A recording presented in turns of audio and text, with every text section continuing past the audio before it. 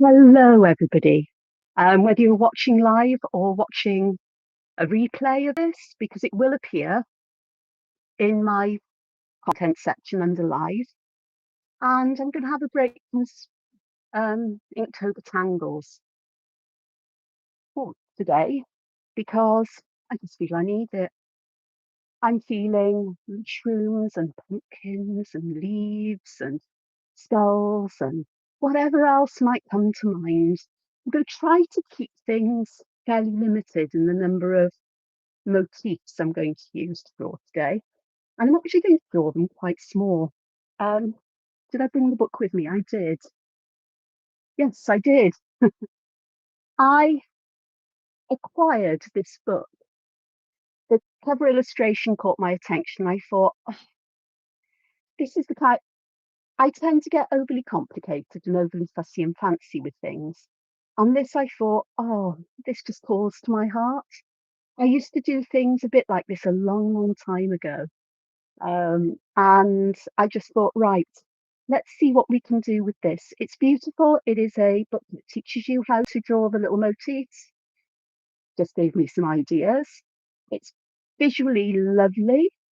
It's got places for you to learn how to do, and it's written by Anna um, Tjalsma-Pogorzelec, and you've got practice pages, you've got colouring pages in it if you just want to colour things in, and it's really nicely done. I really, really like this. I will put the name in the description of the video later on. I mean, I love the cats, but it's these lovely flowers and things that we get, and houses are fun. Not sure they're me. I love these little bees, or, um, fireflies, and so on. So I thought you might have cats just filled up with tiny little flowers. I'm not sure this is something I do. It's lovely, but I'm not sure that's me. But I just thought I'd like to play around with things today and see what happens. And I am going to borrow some of the little motifs from this, maybe because they're stuck in my head. So what I have here is I've got two pieces of paper. These are from, what's the name? Artway. The paper's from Artway, and it is made, I think, from recycled paper cups, coffee cups. Um, it's got an unusual texture and things, but it's quite sturdy. It's quite thick paper. I'm not sure how much I'm going to enjoy drawing on it with my fine liners. I may actually use the reverse side of it, which is smoother, but we shall see. And then I've got this smaller piece here, which is where I'm going to draw. Well, I've tried out fine liner pens. I discovered that I'd forgotten I had when I was looking for something else. This is typical. Oh, welcome to Angela's Weird World. Oh, and so I tried these out. I've got some Copic multi-liners. I've got the ones that are you can buy the refills and new nibs for and things, which make them much more environmentally friendly. I rarely have used these. I don't know why. I think I'm being precious with them because they were quite fairly expensive to buy. But why? You know, bonkers. I so the Copic liners are at the top. If I zoom in, you'll be able to see a bit better, hopefully. So I can see the different thickness of the pens. And I tried drawing some things last night, and I thought the lines I'd used were just that too fine for my liking. So I was looking here to find a line that would suit me. I drew them with a Staedtler pigment liner 02, but on the paper that I used, they were much finer than that. So this is different papers. The line widths can come out differently. There's not a lot of different, the Unipin 3, the Atto Pen 3. This is an Atto Pen 3. It's by Dingbats. I bought the sets of these to try out. Forgot I had them.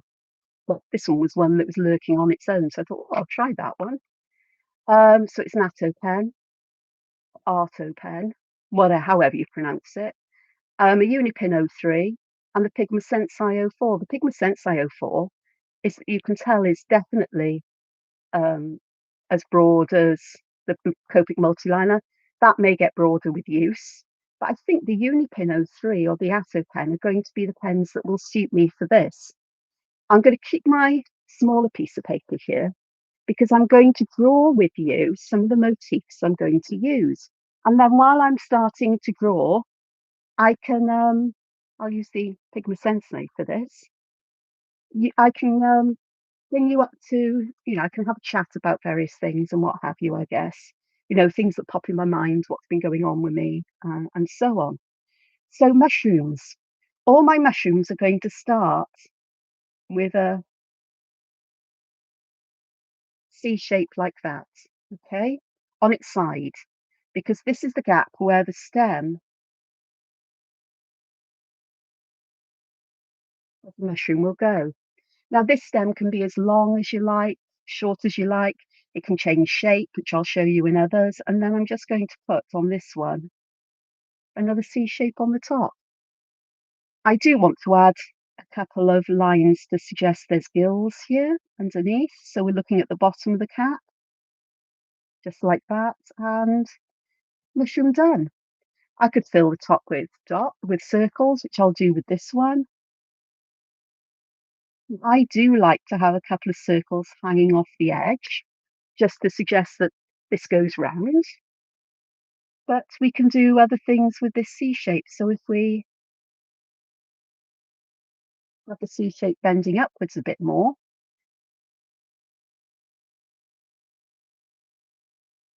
there's a nice sort of like bulbous bottom to it. Then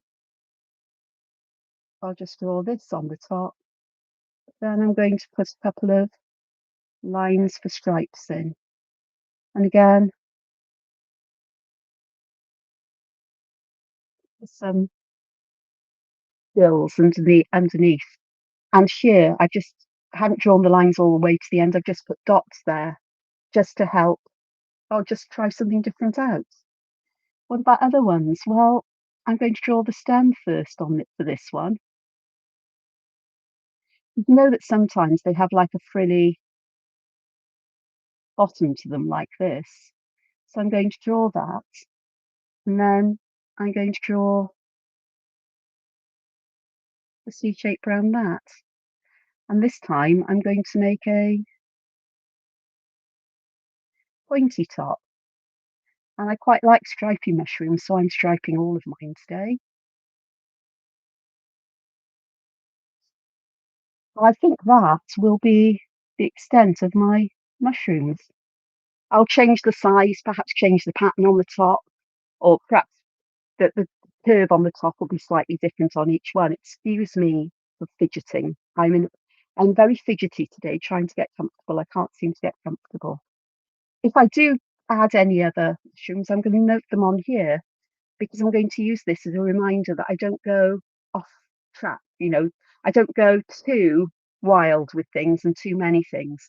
I want to try to keep a coherence in the image, and I may already be doing that by planning sort of like I do want some pumpkins and I definitely want leaves. So let's see what happens. So leaves, I'm going to have a stem to begin with, and then I'm just going to draw two, again, C shapes. And for a lot of them, I'm just going to just put two lines in there. Let's make this longer so I can have slightly different dimensions on it, but it's the same basic leaf. And I quite like this. And again, we can do this, and I can have the bottom a bit rounder, but the veins give it away that they're meant to be the same leaves. And of course, we can overlap them, so we layer them up. For this one, I just decided to draw the overlap first, but it really isn't important. And with this, I'm going to avoid getting the veins inside the leaves to um, match up, just as I will here, really. So we've got this one just coming out, and perhaps I'll have the stem out there, suggesting it's got a long stem, because we can have a longer stem on them as well. So It's longer than the actual leaf part is. It all depends what kind of space I want to fill in or how I want to use them. You can leave gaps between them, can just join them up, side by side. So I could put one that that's my main part.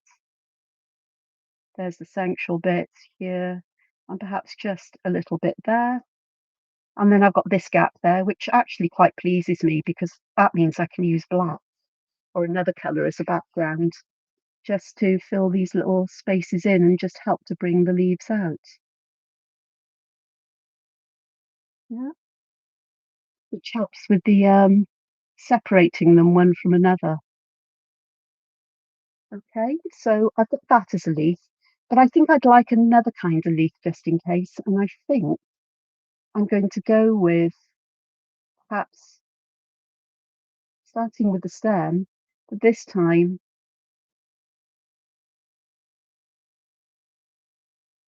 something like that perhaps. And I think I will take that right to the edge and perhaps just join these down.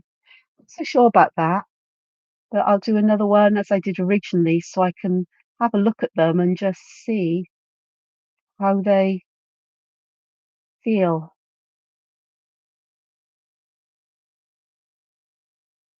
Yeah. I drew that one in a different way where I started with that shape at the top and then added the others. It looks wrong because I've got a different shape in the middle, but it's something I tried and that's fine. And up to the end there. Okay. And I think I will also have round shaped leaves just because I can and just because I can do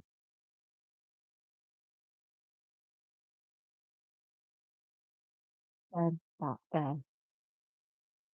So I said mushrooms, leaves, flowers. I'm going to keep really simple. I'm going to use a circle in the middle. I'm going to add dots to the shadowed side, and then I'm just going to draw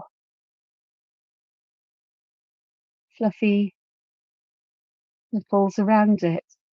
I may put, as I am here, lines in the centre, but that depends on how big the flower is, because it's nice to have different sized ones. So you can have dainty little ones, which go like this, and I can still put a couple of dots in the bottom. You can have even littler ones where I make a teeny tiny little centre, which is going to be all black. And of course, I can use just black, perhaps with a highlight to the centre, something a little bit different if I choose to. I quite like the solid black in the centre, but I also like the idea of having spots that I could add colour to. And of course, we can add leaves to these. I'm going to add just parts of the same leaves, the same shaped leaf we've had over here, again with those veins on, and just tuck them in as I feel necessary. I can make them broad or narrow, add them to every flower, or just leave them just as they are,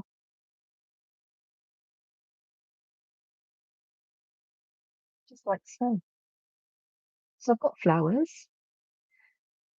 So I'm just going to keep it simple. Um, I may, as I go along, as I find out shapes I've got and places to fill things in, I may choose to add some other leaves, but I will add them here. But pumpkins. Now, there's so many ways of drawing pumpkins, but I'm going to make mine simple and easy to draw. I'm going to start with a long, thin, I'm sorry, I'm drifting to my right, long, thin kind of egg shape, very rounded. And then at the top here, I'm just going to draw a kind of C shape, comes down and goes back. And again, you can add as many of these as you like until you get the pumpkin shape you would like. And of course, we've got to have a stem. And so I put a little hook on mine. just like that. And of course I can draw these as tiny as I like. Sorry, I'll try and get my hand out the way so you can see what I'm doing. There's a teeny tiny one, perhaps one that's teeny tiny and just has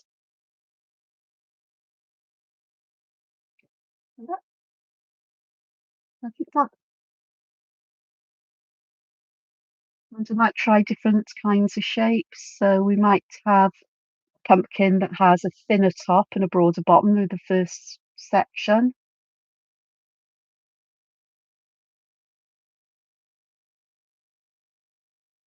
like that, and then perhaps just the bit there. Looks a bit more like a bulb of garlic, but it'll do. Is there anything else? I might add some stars that are five-pointed, perhaps some that are four-pointed, and perhaps some that are nothing like either. Um, and little moons as well would be quite nice. The moons that go with Halloween. If there's anything else comes to mind. Oh, the only other thing is if I decide to draw a skull, and my skulls are quite simple. I start with it's like a big C. It's roundish, not roundish, but we need the gap there because that's where we're going to put some teeth. I'm just putting like little, teeny tiny little um, curved arches there. And then you just choose the shape of the eyes you'd like. I'm just going to put on this one long, thin, and then we just need something for the nose, and that's it. Crack if you'd like to, like that, and we're done. And of course, with these, we can put leaves around it. Sometimes I think if the leaves are very small, I'm going to put just one vein in. It depends how I've drawn them. And of course, we can have flowers.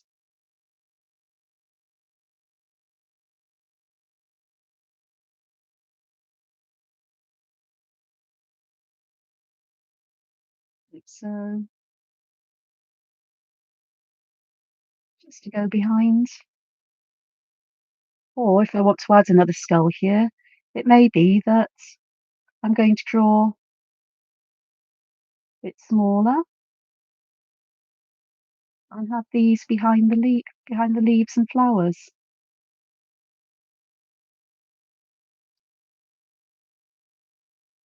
Little triangle will work as a nose as well.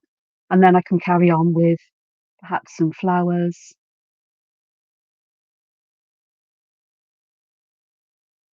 and leaves, some leaf here, and maybe even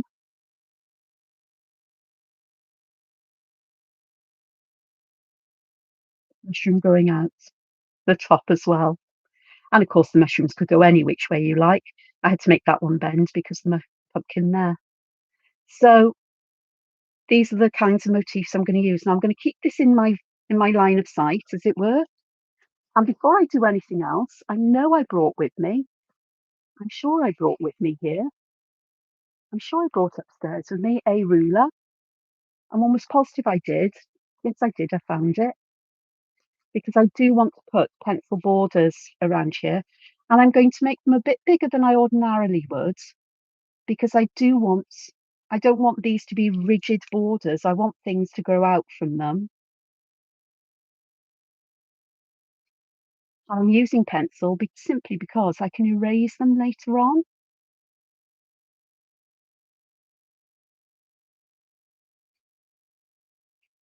So this on this side, I'm going to make them a little bit smaller than the top and bottom, the borders, because I haven't got as much space, but we shall see how things work out. I love these rulers that have these markings on. They're quilting rulers, and it's just so easy. You don't have to measure. You just have to remember which marks you used. Roughly, they've got measurements there. Look, I've even got a little 6-inch one. Yeah. not big enough for this job.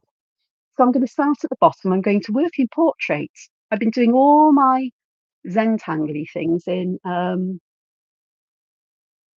oh, what do you call it? Landscape. But this one, it's small enough that if I zoom out a little bit, you can see that I can get the whole image on the page, which is good. Okay, so let's have a look here. So I'm going to start at the bottom. I'm going to choose just one pen, and I think I'm going to use the Unipin 03.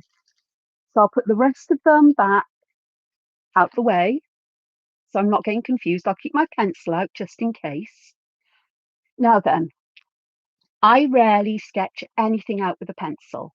I just prefer to work directly in ink, and whatever happens, happens.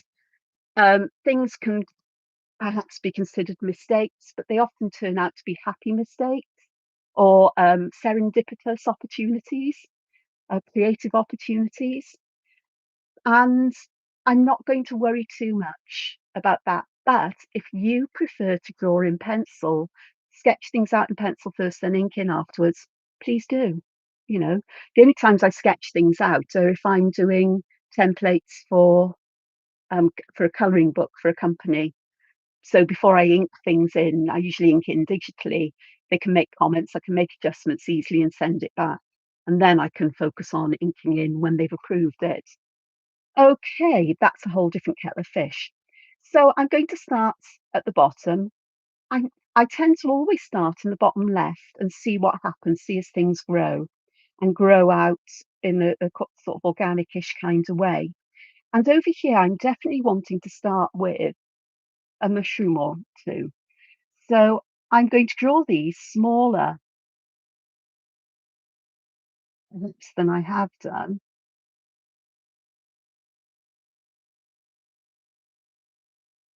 on the paper. And I will zoom in so you can see the size compared to my fingertip or to the tip of the pen.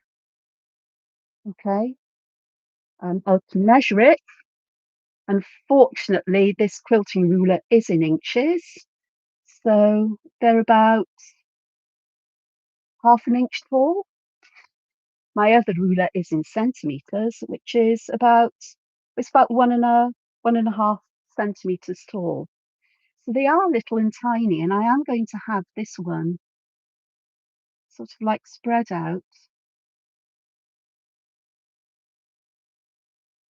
on the bottom of the page just a little bit. I'm also going to add some line weighting, which is a pointless waste of time usually.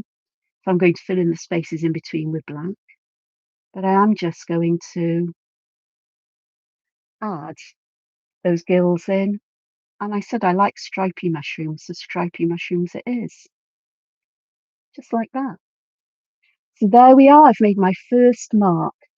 I would like a leaf here, but the kind of leaf I'd like here, I think, is a little bit different to the ones that I've got here, because I'm going to make this leaf, if it's on the edge, I'm going to make the leaf just like this, and then, you see, let me zoom in a bit.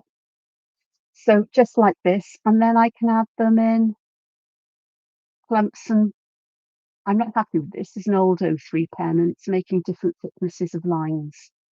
So I can create little clumps and layers of them if I want, and I can create them as long as I like. And the other thing I could do with them is bend the top like that. Okay, so you draw a straight line, rounded curve down. From the points, you go back to the stem somewhere, and then the bottom part you make about as wide as this is, and then you get it bent over. You can do it the other way, and there we are. We've got a nice thin leaf. You can make them get wider at the bottom. You could even make them have wavy lines. That would be getting a bit complex. But for this, I'm just going to use some lovely little leaves behind here, just to fill some of this space in. And I'm also filling in the little gaps that are left by the leaves between the leaves and the pumpkin. Can I go in closer? Of course I can. There we go. So I do want another mushroom.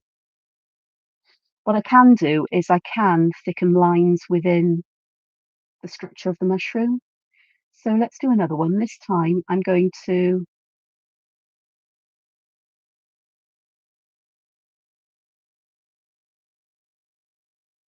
use my mushroom stem, and this time perhaps I'm going to make it much taller than that one.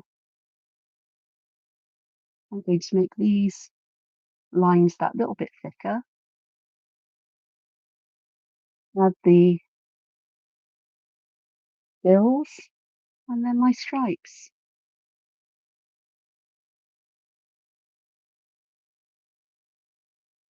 Yes, I am going to add colour to these later on. And I do want to leave plenty of space for black in the background because that will really help all of these to stand out. I do quite like black. So it's beginning to show up already. And then perhaps here I'm going to put a, I haven't got any flowers in here yet.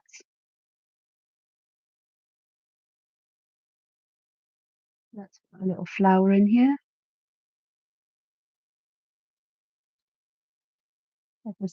This pen is bugging me. It's well worn and different sides have different thicknesses. So I'll go to the Atto pen.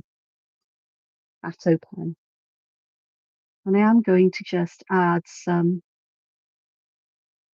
leaves around this here. And I'm not very happy that I've got different thicknesses of line, but it is what it is, and I will work with it. Because most probably at the end of it all, you won't notice the difference really.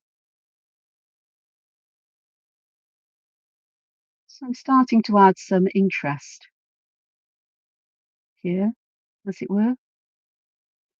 Some variation in things, and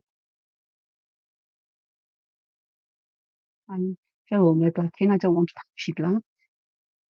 And perhaps one more here before I add some more mushrooms.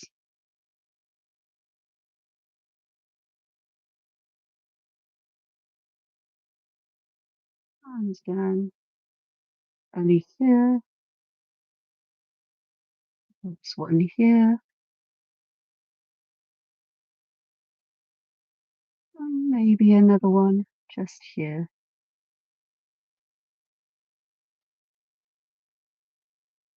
Just with darkness there.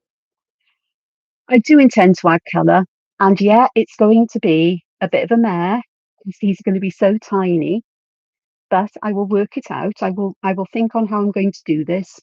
I'd like to use alcohol markers, except I know they bleed terribly on this paper, and also I don't they haven't got that finest tip on them. I don't like coloured fine liners for colouring because they never appear to be smooth enough to my liking. But um, you know, let's see what happens. I think here I'm going to set the scene. Oh, I'm off the page, sorry. Down here, I'm just going to set the scene with a skull. This one, I've made the two outer teeth longer than the middle one, so it looks a little bit like it might have fangs. And I think I'll have,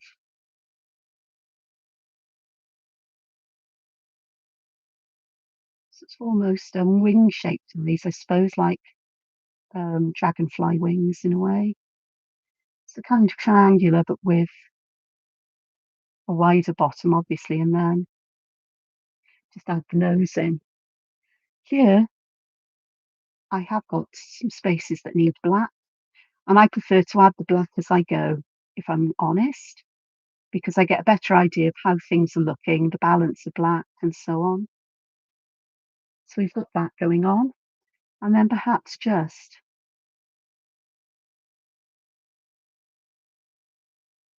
flower here,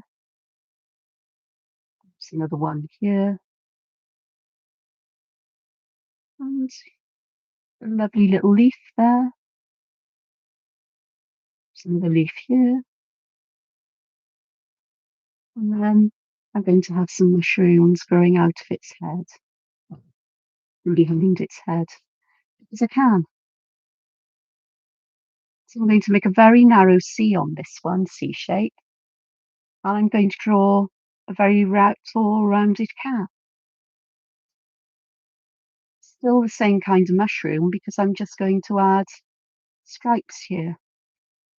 It may be that when I come to add colour, I may choose to stripe with black as well. And at the bottom, I'm just going to put the finest of lines in. And then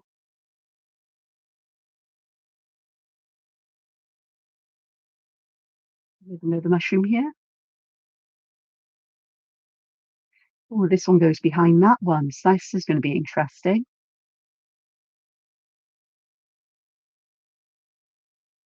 I'm going to make the stripes wider and try not to get them matching up with any of the lines there.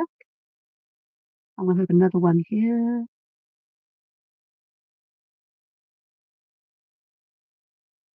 Now, if the stem isn't right in the middle of the underneath, I'm not going to worry too much about it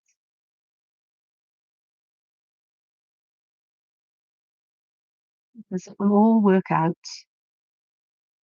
in the goodness of time, as it were. And here I'll perhaps put some leaves in here and perhaps one here just to fill in some of that space. And then where I've got enclosed spaces, I'm just going to add the blue background again.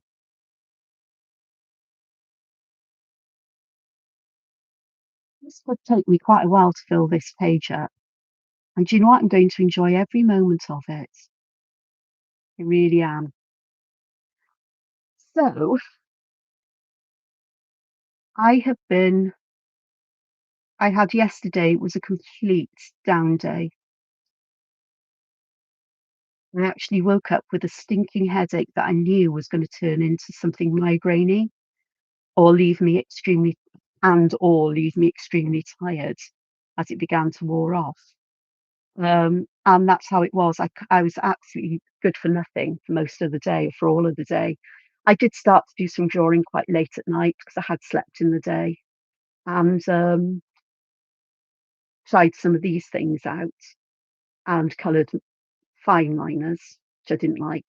And I'd forgotten I didn't like, but I thought I'd try because perhaps they'd work for me in this, but they didn't. And so I missed a meeting I was supposed to be at last night. I did send my apologies and so on and so forth. And and I've slept so much today, overnight. I'm feeling better, but I'm still exhausted from it. This is my body telling me, "You've done enough. You've got a break." And I'm trying to listen, but then when I've agreed to do things and everything's in my diary, it can get a bit hectic like, you know. So, sort of like I've got to learn to look after myself more than I am currently. Otherwise, you won't see me again for months on here because I'll just be too exhausted to do that. I can see the difference between the lines here from that old, um, damaged '03 pen to these ones here. Okie dokes.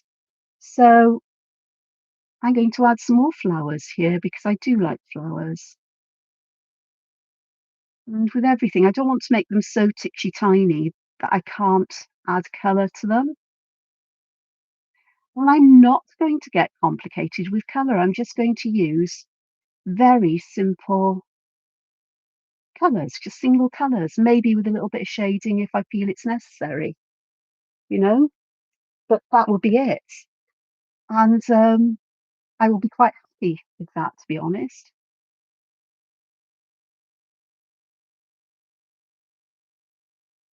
So I'm going to be drawing lots of little things today. Oh, I'm hoping that you can see what I'm doing. I think you can. It's me remembering to keep everything in camera view. Oh, thank you, Pumpkin. I'm glad you like it. Um, My hand is generally steady, although I have days where it's not. I've been drawing with precision since I was very little. Like I had my first technical drawing pen for my first 13th birthday. My older sister bought it for me, and that's why I tend to hold my pens up like this. Except here, I've had to learn to put my hand down, and it's not quite the same. But I just love doing things like this, and I think the tiny cuteness is just something that appeals to me. I've got so used to drawing things much bigger for colouring books, and because the request was there for it. My earliest colouring books were so intricate and detailed that I've got away from that and forgotten how much I love it. But I just think that this isn't a big page. I mean, if I zoom out, um, and again, she says, I mean, it's not huge, this. I'll tell you how big it is in centimetres, and then we'll try and work it out. So the drawing itself is about 17.5 centimetres by 11 centimetres. So the area I'm drawing within isn't huge. It's not an A, I mean, I could do this on A4, but it's about 6.5 inches by, let me have a look, 4.25 for those who work in old measurements, as it were. But and I think the way I draw suits the everything I draw, even if it's meant to have straight lines in it, always ends up looking cute and curvy. Yeah, you have to with technical drawing pens like rope rings or the Mars, the Staedtler Mars ones. I can't remember what they're called, and other similar ones. Otherwise, you wear the nib down unevenly, and they are solid metal. They haven't got the fiber or the felt at the end like disposable ones have. Um, and I don't use them often. A, because I've forgotten where I've put them. B, they've most probably dried out and they're a pain to clean. But C, the ink takes that little bit longer to dry, and I'm terrible at moving my hand over the ink and smudging them. So that was a habit I got into because that technical drawing pen I used for drawing graphs, for scientific diagrams, and for writing with in my notebooks at school. And I absolutely loved it. And it was a 0.35. It was a 0.35, which was fine enough that I liked it, but not so fine that the nibs would be easily damaged and so on. Um, but I haven't used one for quite a while now. See if I can find them. I also like drawing with fountain pens, particularly fine nibs. And again, I've got tons of those, but these would be great for this. I've got waterproof ink I can use.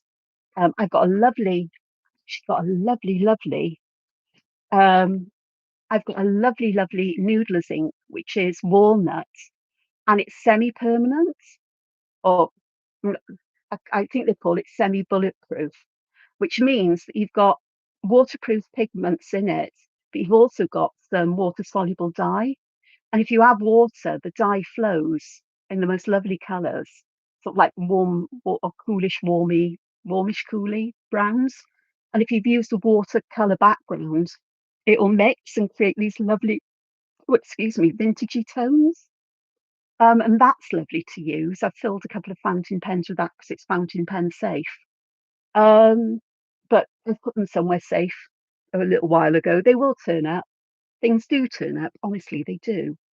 Um, unexpectedly in my way because I've got little hidey holes all over the place for things or places where I put them.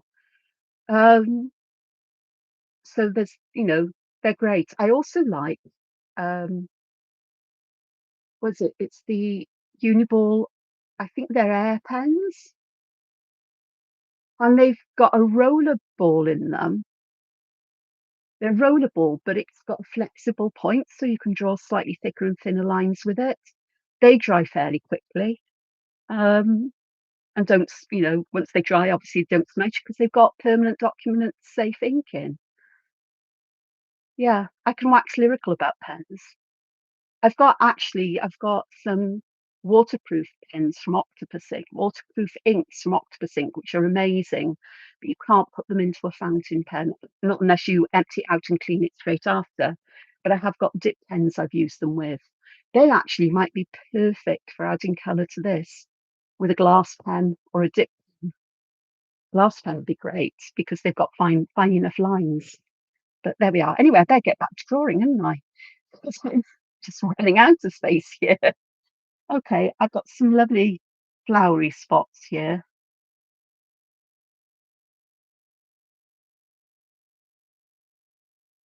I've just put little dots in the middle of my flowers with the small centres here.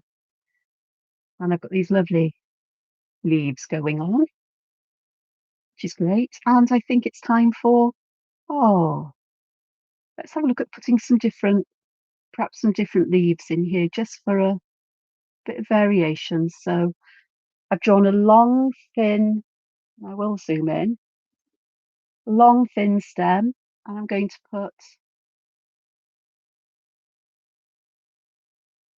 a leaf in that looks like this, and I will put some others. Just helps to break things up that little bit. So a teardrop shape at the side, and then slanting humps, curves. Don't have to be the same size as the ones on the other side, first side you drew. It's not important. I am going to fill that little bit in there with black. There's some there that needs to be black, just to help that. And I think we may just get some along here, just to add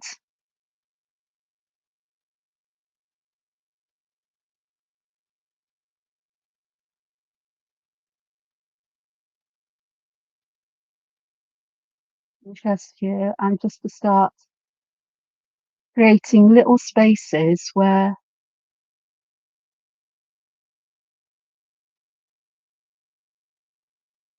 underneath here, even though there would be perhaps some leaflets from these leaves there, I've lost what this is. I'm colouring in a leaf here now, so I'm not.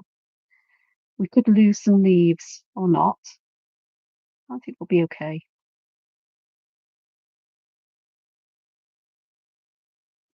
So we've got starting to get some interesting things happening. And I think just another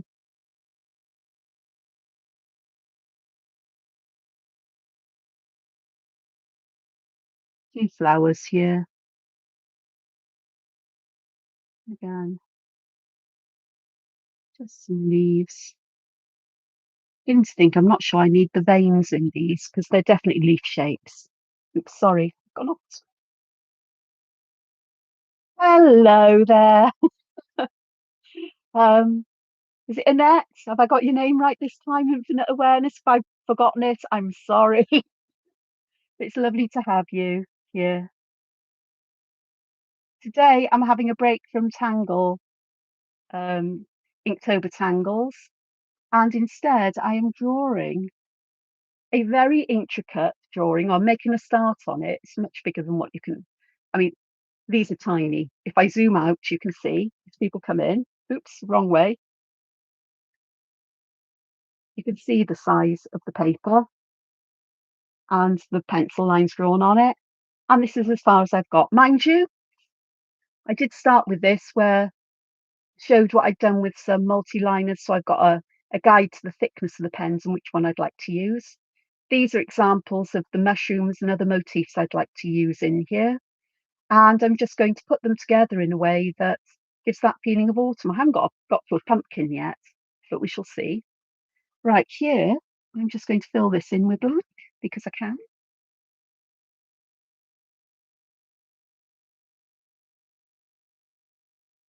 I could leave adding the black right to the very end, but that is always looks like a very tedious, very boring, dull job. I'm sure it's, well, whenever I've done it, I've gone, how much more? Whereas if I do it a little bit at a time, it's sort of makes it easier to do for me. Just adding some extra line weight here. I have got a star there as well, and I might just draw a couple more here in here. They might be wobbly and wonky, but who says you can't have wobbly, wonky stars? There we go. Go there because I can then add something here that would require a into black, perhaps, just like there. Yeah. I will zoom in now. So just adding different motifs as well to this, just to add some extra interest. I'm trying to keep the number of motifs or things I use in here um, quite simple or limited, so that I'm not overwhelmed with. Now that'll be better. So I'm not going to be so overwhelmed with or when you look at it, there'll be a coherence rather than, oh my God, what's going on here? Just keeping things all nicely together. Here, I think, is the perfect place for my first pumpkin.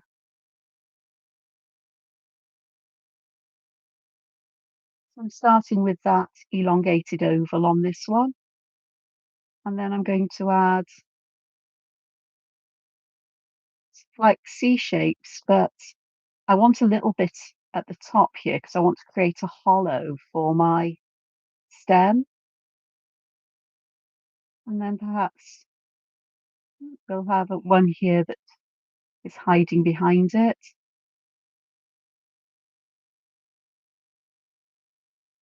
There's my stem in. It's a very odd looking stem, but that's fine. It'll all make sense when I think it helps when you add colour or the black. It helps things to stand out, separates motifs or groups of motifs nicely. But I think with this one, I am going to just add a couple of lines there just to bring that out. And then I think we could do with some leaves here.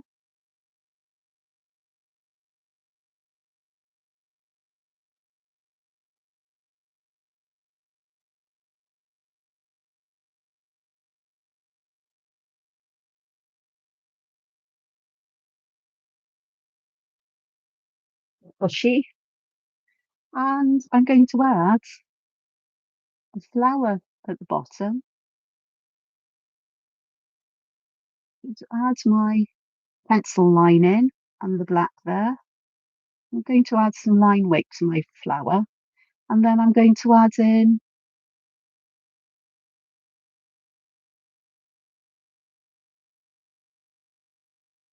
another skull.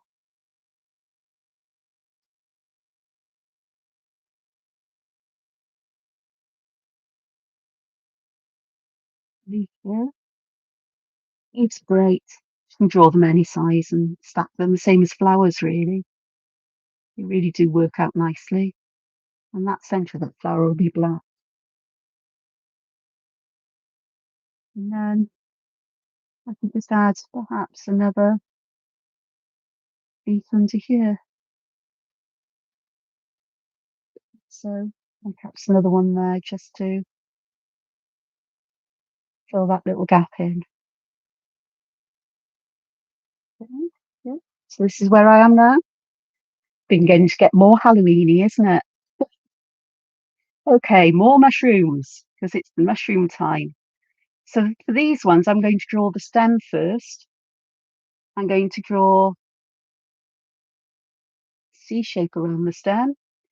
And these ones I'm going to make a little bit bigger and perhaps with the funnel head or the funnel on the top of it. It looks a bit like a funnel upside down.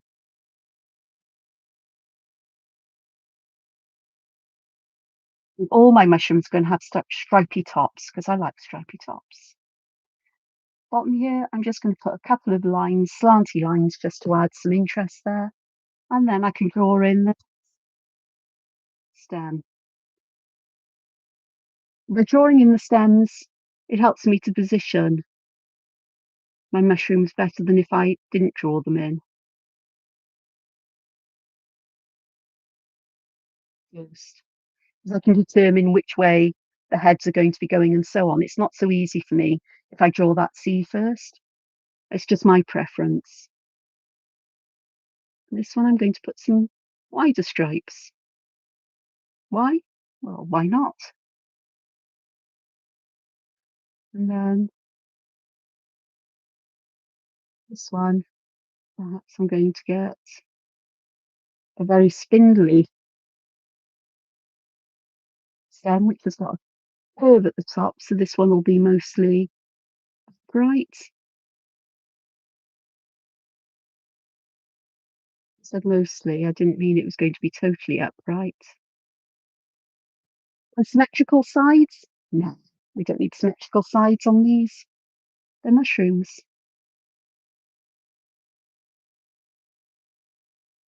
Oh, forgive me. It just adds to the quirkiness. Um, I'm going to add another one where the stem seems to be growing up from the same point as the one above.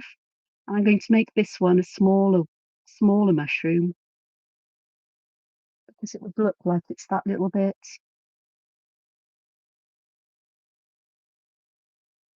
So it's not that much little there.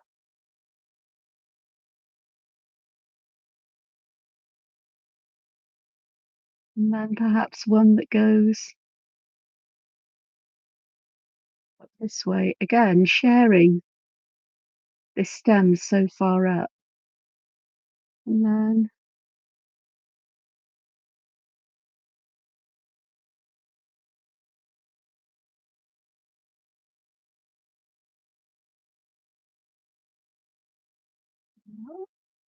just move that back up.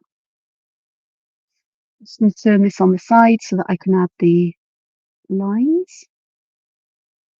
And slightly wider. Oh, I didn't put any gills in this one. There we are. I can.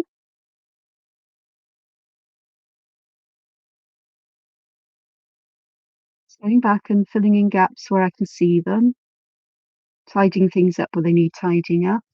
Try not to do too much of that because I tend to miss and end up removing some of my pattern or shape there.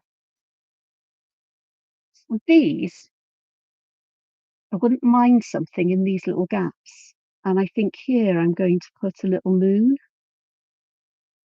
and then just fill around this with black.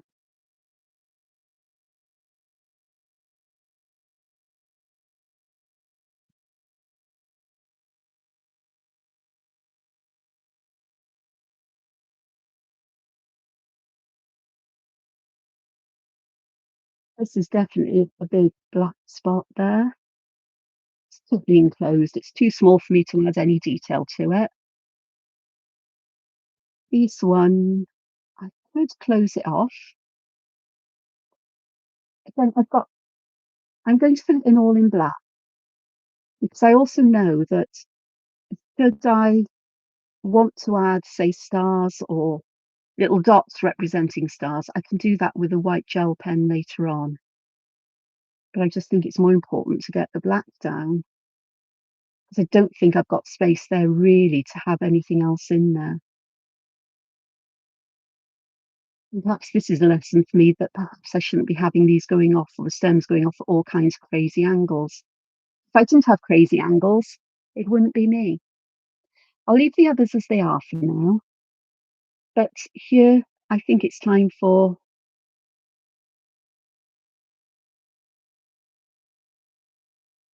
just some flowers, filling in gaps where they happen.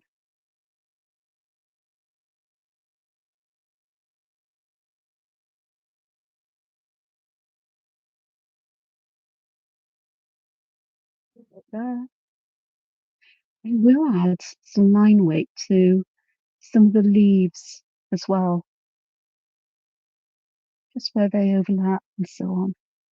Another flower here would be nice. Behind the scully. Or dare I do drunken skulls?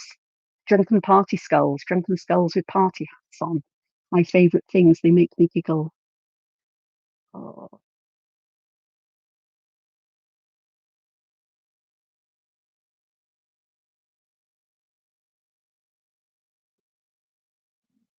and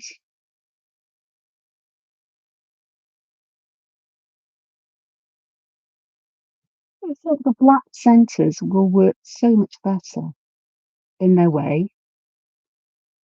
So again, I can put a white dot in the middle, but they really help to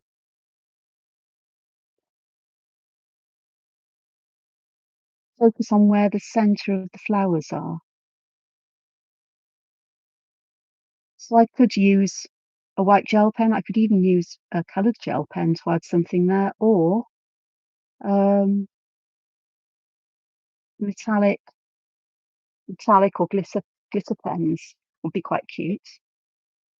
But that's for the future. Or perhaps the moonlight jelly roll pens, which are quite earthy and vintagey kind of in colour. They and some of them are quite spooky in colours. They could look quite nice here as well. But again, that's for the future. It's not for here and now.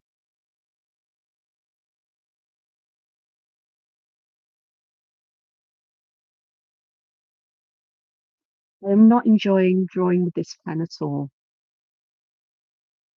I have to say. Sorry, Atto pen. It could just be the paper, but it feels like it's already things aren't flowing properly as they should. But they're not meant to give drawing, perhaps they're meant for writing on nice smooth paper in journals, as dingbats make journals, private journals specifically. We've got grid and others, I'm sure. So it's beginning to grow. I quite like sneaking skulls in, you know this. Anybody who knows me well will know that is not a surprise. I don't find skulls scary. I find them fascinating. And as I was a science teacher for 28 years, school I worked at for all but one of those years had a skeleton, and it was a real human skeleton, which is very rare these days. But back when the school was built, this was bought for the school, and it remained there. Bit bashed and battered in places, but still complete, more or less. Lost a few teeth over the years. And it often used to reside in the little prep room and storage room in my lab. My lab, my teaching room, the laboratory. That's where science teachers teach. And my classes were absolutely fascinated with the skeleton. They loved it if I'd get the skeleton out so they could have a look. And drunken party skulls, yeah. Well, this one could be a drunken party skull. But yeah, cookie my Halloween always with me. I will get more done because spooky season is my favourite time of year. That and the winter solstice, I think, because that's the sign that the day is going to start getting lighter again. So, lighter as in longer. Okay, drunken party skull, request accepted. We're going to put a cone hat on this one, a party hat, and of course it's got to be stripy. Ooh, I'm going to put some bones in here as well. Talking about skeletons. Now the top I could put a star on, a moon on, but I'm just going to put a heart on, I think, because I don't think hearts should be excluded from Halloween. And it's a drunken party skull. That one's not very drunken because he's upright. So I'm going to put hearts here. I'm going to do a drunken party skull on my. It's the easiest to start with the teeth, okay? A row of teeth, and then draw the shape of the skull in. And you can choose different shapes for the skull. So this one's a really drunken party skull. You can see it really drunken means we'll have one here.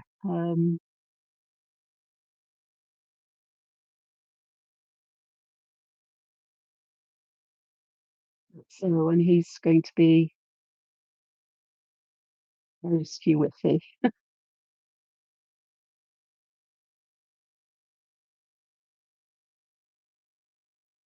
And even have balls there. He hasn't got a hat, or perhaps he does. Perhaps it's slipped off, so we can put his hat there to the little ball on the top.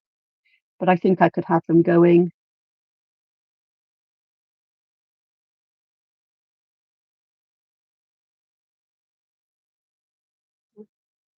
in a little word balloon. So that could be fun. The little fillers that go with a picture, little things. We can also do a boo.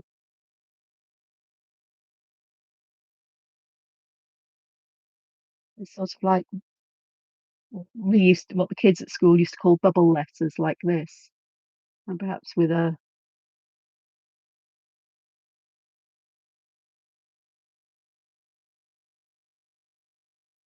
that as well. And bones, start with the inside of the bone, then it's a curve round. It's sort of like a C shape and then another C shape. And the other end, there's another C shape and another C shape. What I tend to do is to just bend that one back a little bit. I don't know why. Or is it the other one? However it works, I tend to put something like that in. I can never do it to order. It just happens and it looks a bit more dimensional. But these could be fun as well. My drunken party skulls. There you go. Hits and boo, boo, boo. So skull, bones can go in. And what a wonderful opportunity to fill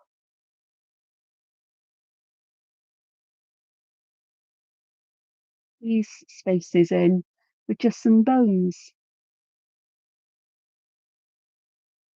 because they will happily close off the space, stick out at jaunty angles. Well, that's a good word, jaunty. I like jaunty. Jaunty angles.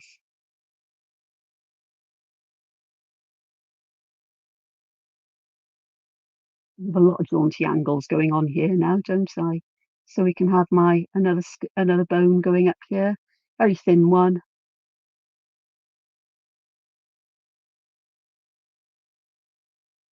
Almost looks like a heart on the end. The bone. That one's so skinny. Again, can add some black underneath there. I will just thicken this out a little bit, which will help. So we've got bones, and perhaps another bone coming up here. Who says the bones have to show themselves completely before we see them? Nothing does. They could be obscured in darkness. Or perhaps there's just the end of the bone is there. Perhaps it's had been broken. So we'll add a jaggedy end to my bone. Not my bone, but the bone I've just drawn. So I'm just filling in the black spaces as I go again.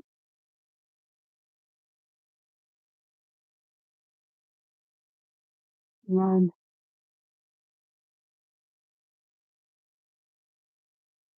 we've got nice bone behind there. Bones, plenty.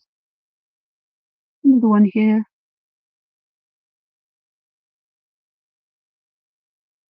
You prefer, you can make the bones a little bit more squarish or angular in feeling, and that somehow seems to make them look, I don't know about real, but there's something about it that says spooky. I don't know why. Perfect. Of course, as I'm going back and adding ink, I can adjust the shapes, especially as I've drawn them quite fine and thin. Um, Mushrooms look like they've got drunken party hats on, don't they, as well now? No surprise there. Okay, one more. It's a chunky bone. Perfect though. So here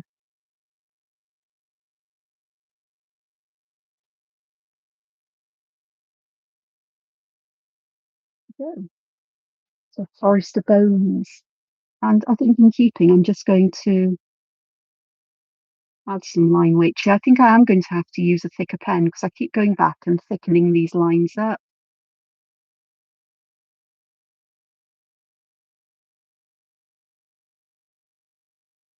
So might be a good idea for me to do fairly soon. I've got blank here. Also finding the nib of this pen isn't standing up too well to add in colour. It's just not flowing as it did when we started. So there we go. Beginning to get some interest there. It's looking a weird shape there at the moment, and that is just simply because um, I'm filling the whole of this rectangle in. You can see how much I've done if I zoom out. I've not done that much yet, and it is teeny and tiny. If I put the nib of my pen there, you can see this is a Pigma Sensei pen, but it's about the same size as a Pigma Micron. Um, so from Sakura, both from Sakura. This one has a lovely plastic nib that actually it seems to be tougher. It puts up with my heavy-handedness far better than the Pigma PNs do. It's better. I eventually work out what pens I prefer for doing this, and you know, it may mean that this might be the perfect size paper for me to draw on or not. So I don't know. Okay, let's keep going. Another pumpkin, I think. I feel coming on here. Perfect space for a pumpkin. Just sort of like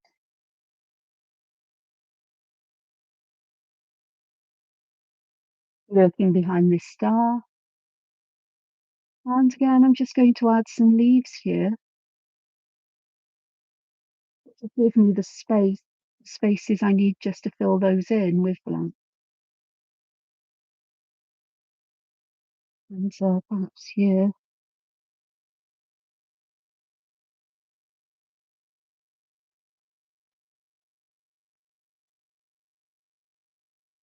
yeah, I much prefer the thickness of this line. I thought it would be too thick for the size of drawings I'm doing, but I think it's working out all right. I will zoom in, honest. There we go.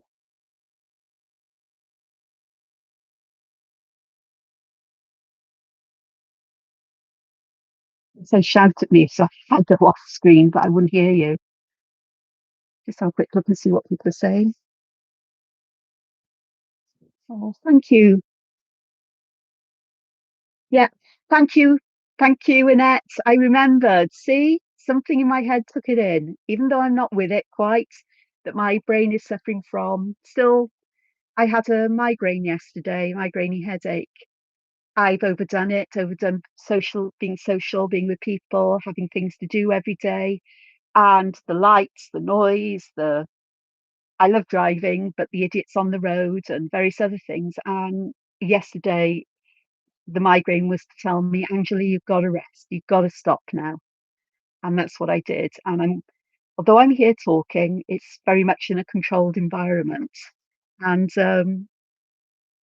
I'm fine and happy doing this because I love drawing. It's one of those things that helps me to calm and soothe myself. And I haven't been doing much of it in the past few months, which means I've not been helping myself either in that way.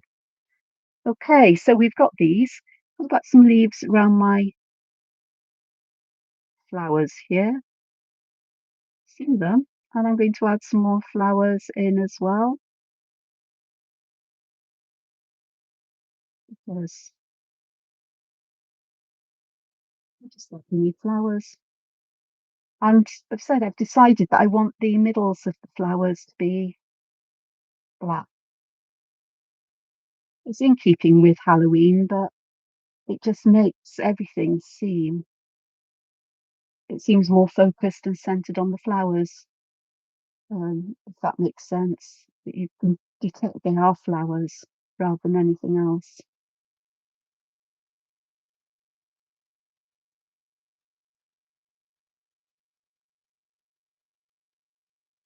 Some leaves here, as I can.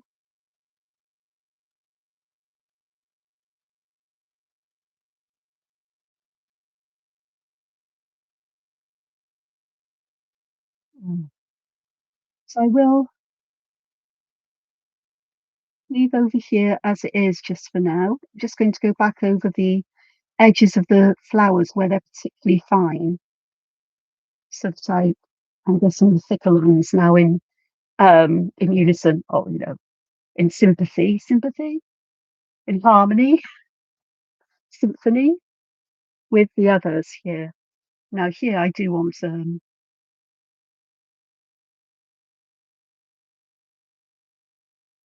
mushroom.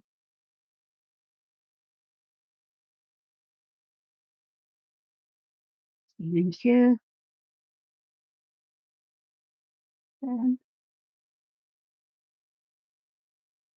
horizontally stripy. And I'm going to add some leaf, oil leaf there, just to add some interest there. I'm not going to try and squash a mushroom in that little space, but a leaf would work nicely. And it can stick out of my black rectangle that ultimately will underlie the whole of this. It's the black edges and the black in between that will define the triangle, but we can see where things are growing out as well from that, spilling over the edge organically and cheekily. How dare they? Escaping from my drawing. So there we are. So we've got these going. I shall add another mushroom here. Again, I'm putting the stem in first, then the C behind it, and then the top, which will get its stripies. Don't forget the gills. Starting to deliberately leave them, stopping short of the line that defines the edge of the gills. I'm not sure if you can see that. Let's bring my camera forward because I keep moving towards me, and I keep going off camera. So sorry if there was a bit of a judder, but that's better. So instead of going right to this line of the underside of the cap, I'm trying to stop a little bit short just to give that whiter edge to it. So we'll go back and some black there. We can definitely have some black here. Um, Perhaps I will just pop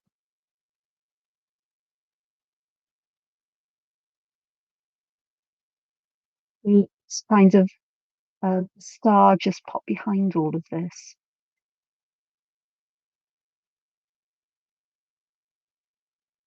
It might be wobbly, it might be wonky, but it's my star. And then here, I'm going to, I'm not sure what I'm going to do here, but I feel I want to put down here just to go over that edge, but also to give me this space here.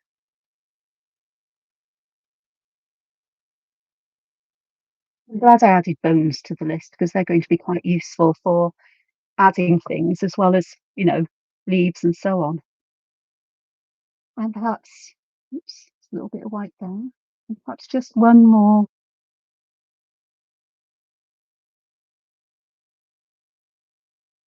little tiny mushroom there, growing out of the little heart. The skeleton's heart there. Scroll it in, and there we go. It's not bad, it's not too shabby, is it? I will be I'm feeling better today. I really need a week or two without anything more stressful than just or more tasking than drawing. I I've said this before and I'm not afraid of saying it again, and I hope nobody gets really annoyed with me for, but I was diagnosed as autistic nearly 2 years ago. I'm I'm 62 now, and so I've lived all my life struggling with anxiety and depression and breakdowns, my body just something going wrong with my body telling me I have to stop. I lost my voice when I was teaching once for 3 months. I had nothing.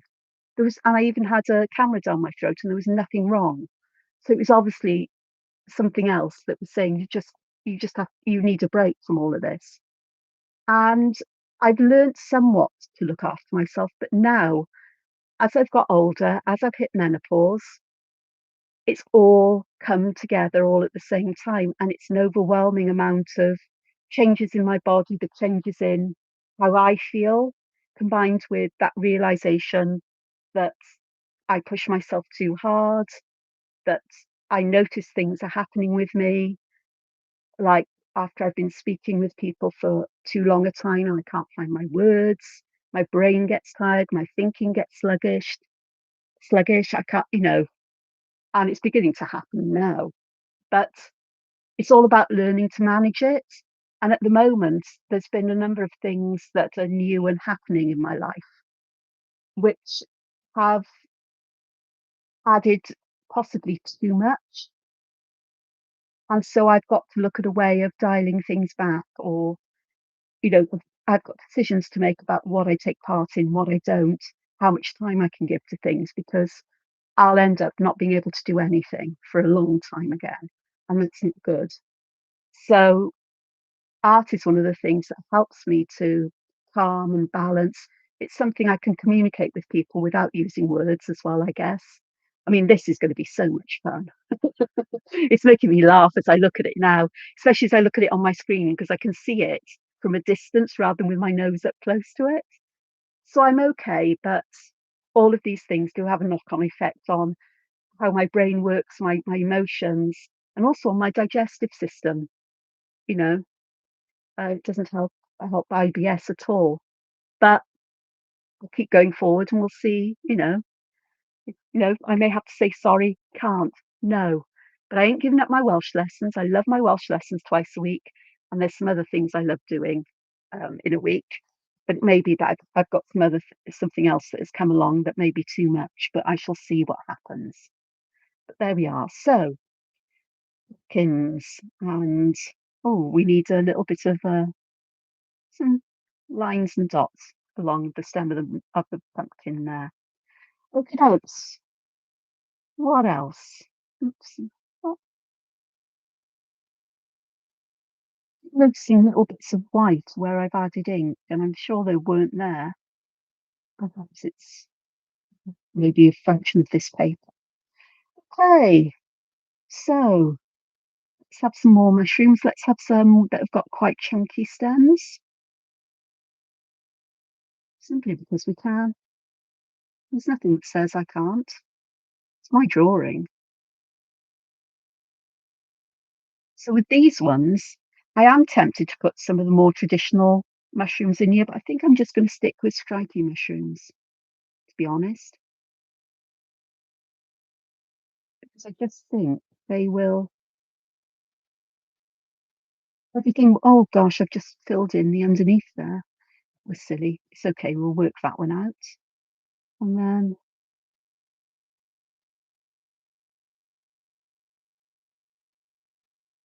so I'm pushing these in. Welsh word. Chat is to cuddle or bring things close together. You can push things away as well, which means put them away safely. Tell a dog to go and cutch, which means go to bed. Go to its bed and lie down, go cutch. And you can ask somebody for a hug by saying, give me a cutch, please. I need a cutch. And people will say, do you need a cutch? Lots of cafes that have the name cutch in them, like a warm hug. And it's a proper hug. It's not one of these perfunctory ones where somebody comes up to you and barely touches you with their arms and moves away, that's not a hug. Doesn't help anybody. So a touch is a proper, proper hug. Okay. Right, drunken party skull. This one's going to be upside down,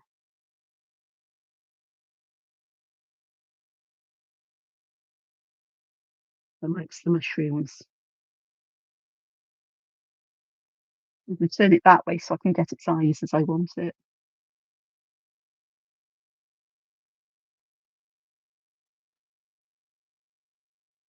Two long commas or little shapes, sort of like curves that have got a bulbous end on.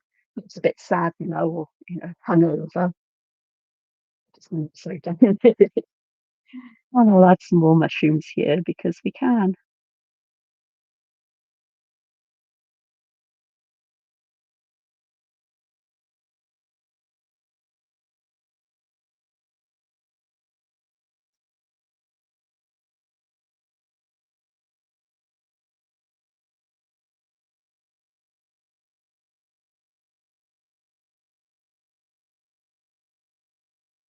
Okay, another one here then.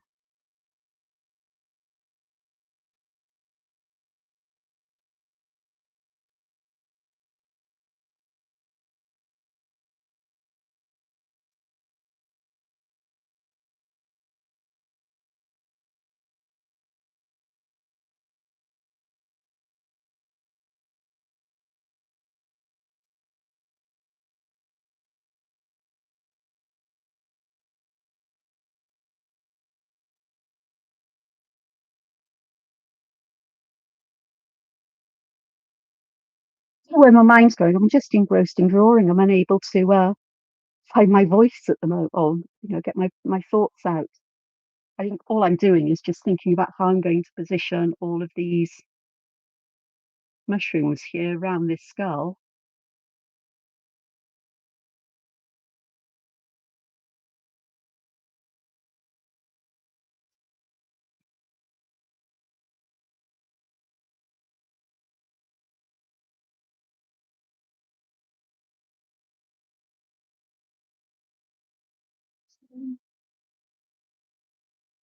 And some black in there. I don't quite know where things are going to finish off with that. I've got a nice bevy mushrooms here, bevy. Plump. Not in a fairy ring, so we can't say that it's a fairy ring of mushrooms, but you definitely have a nice clump of them.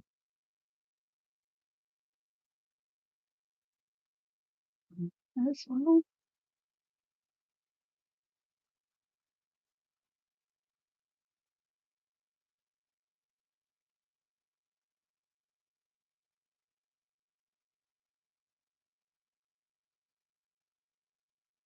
I'm just going to put skull here. So just 2 feet because, who needs any more? Your skull.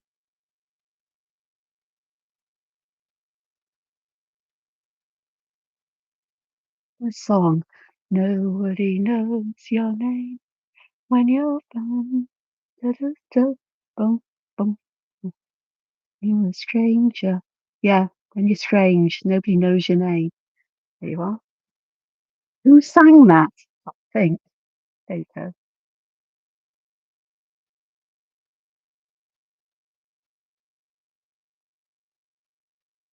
Some bones going in. This bones is good. Or bones are good, I should say. Oh, colour's going to make all the difference, possibly. Whether my colouring book um, group members would enjoy this to colour in. I'm not so sure. I dweud y gwir, speak the truth, to say the word. Dweud y gwir. Ah, Cymraeg for you. Cymraeg. Oh, yes, it was. Thank you, Annette. Yeah, I must have got it right. Yeah, of course it was. Yeah. Mm, there we go. Yeah, the doors. It's going back.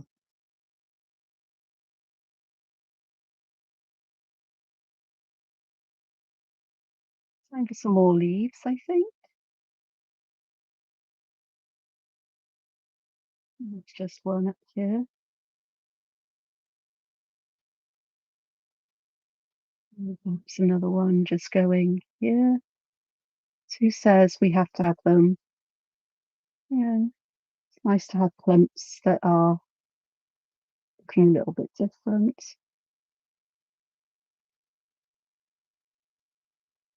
Yeah. And that will need to be black just there, a little bit there. And let's have a look. So in time, I think. Now with this pumpkin, we're going to have a very much a teardrop shape for the first segment.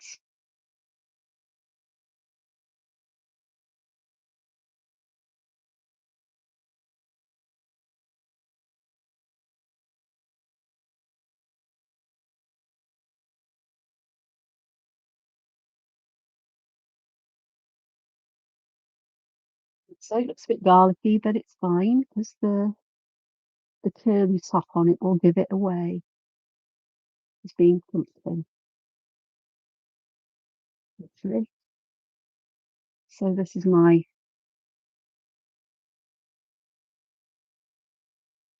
there we go, thin top with some leaves on.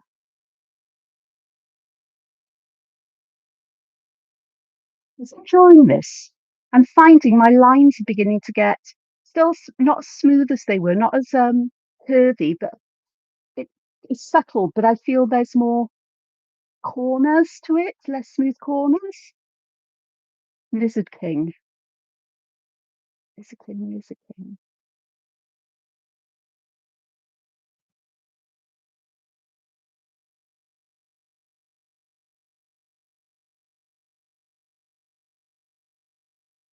Oh, when you put that down, do I think of King Crimson? I don't know. Remember, I used to like King Crimson. I must probably still do if I ever listen to King Crimson again.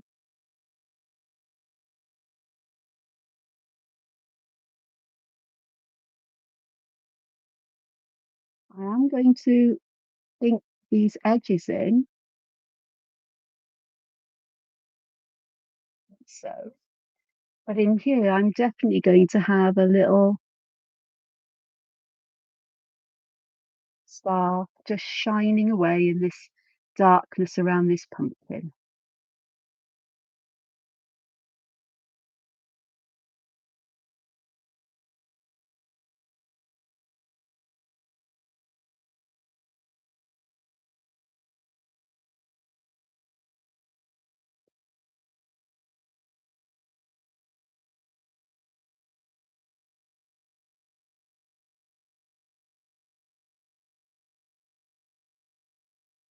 Just a little leaf there. Just to fill that up. And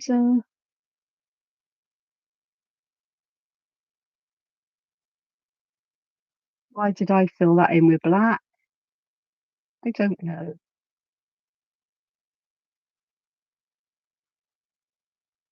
I'll add some mushrooms perhaps here and there.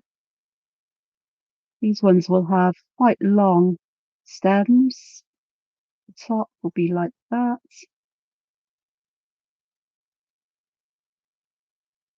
And so she'll just fill this in now with black as well.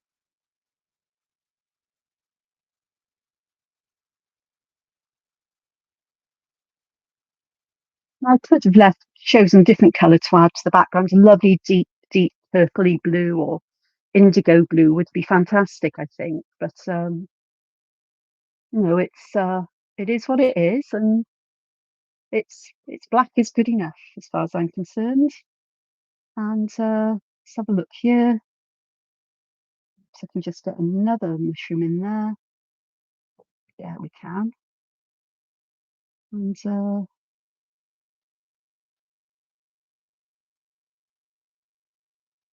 we go.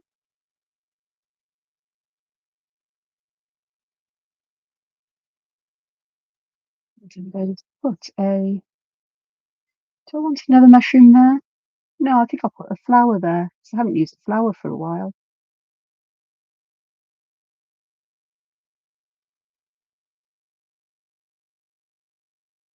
Perhaps not so little flowers.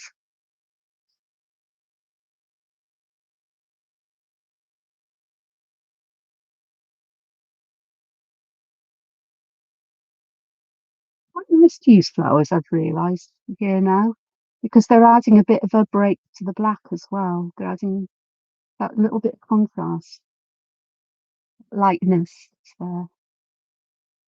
And they're quite large flowers because of the size of the nib of the pen I'm using.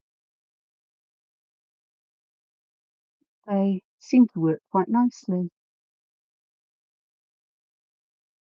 And I made flowers nice and simple to draw because I wanted to draw small ones, smaller than I would ordinarily.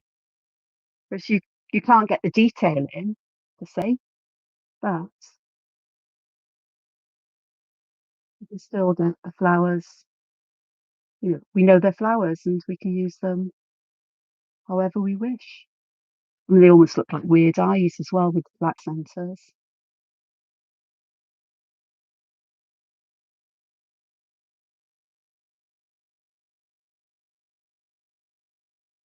And they'll fill happily any kind of space we'd like them to as well. And with the leaves and things like that, it really does look rather good. Cool. I'm really enjoying this. Really am. A little crunchy scrunchy. Yeah, possibly. Oh, I love it. This is so much. I love all of these sort of like creepy cute and the funny monsters. I'm not putting any monsters in here. No monsters. I've only got one heart. I can see places where I could put other little stars in, but I can do that with a gel pen or just little white dots to imply stars. Um, I would like to get some more dots in and more stars in, but I've still got a lot of the page to go. And this isn't a quick, project. This is going to take time. We've been at this for the best part, most probably an hour and a half now, looking at the timer on my YouTube. As you can see, I haven't got much done in terms of, well, I'm about, I don't know, between a third and a quarter of the way up the page. But it's not just the drawing here, it's going to be adding colour, helping to bring the different elements out to give this a feeling of, Halloween or spooky season or autumn. And I don't want to use colours that are too dark because they'll get lost against the black background. I want to use colours that will be quite light and actually I think I do need to lose that little bit of the stem and that one there, just to bring the stem out that little bit more. It was beginning to get lost. So she who's talking about bringing things out using colours, and I go back and add more black. Um, but I think this will work. It will work in many ways, quite happily. Colour will definitely. I'm not making sense to myself here. The colour will really help in picking things out and making things stand out, which will make me rather happy. I am going to fill black under these mushroom caps here, though, because I just think that will work in a much nicer way. Yeah, it will. Okay, so some leaves.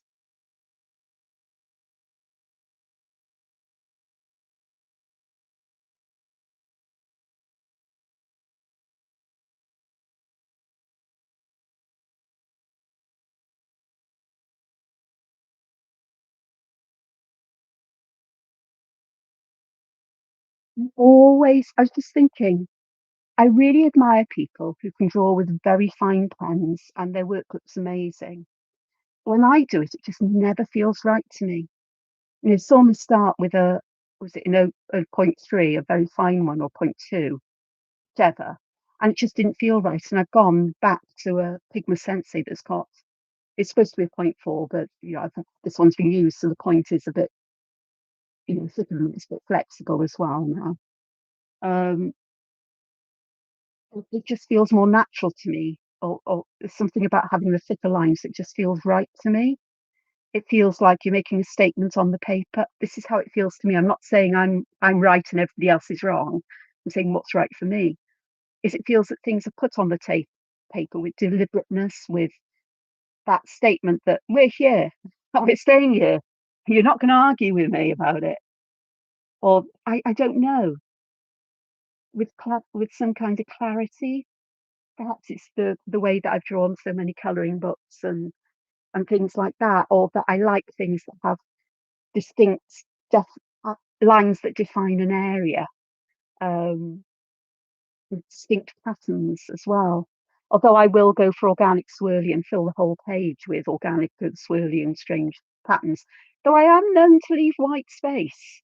It is said I can leave white space, empty space, which has its own purpose. It gives you a place for your eyes to rest. So I'm just adding another bone just here, just to help with that weird shaped space there. And what can we do next? This is just right for adding a heavy pumpkin. And no, I'm not putting jack-o'-lantern faces on these. I don't think they need it.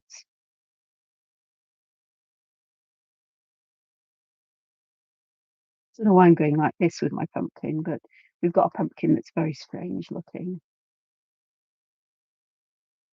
Will do.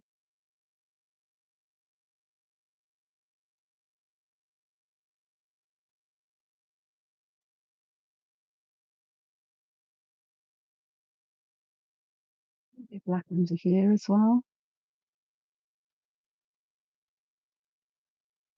That was a perfect thing to put there to close this gap. Um, and it's almost like the bones are holding the pumpkin up on display. It's the bones is Pumpkin King.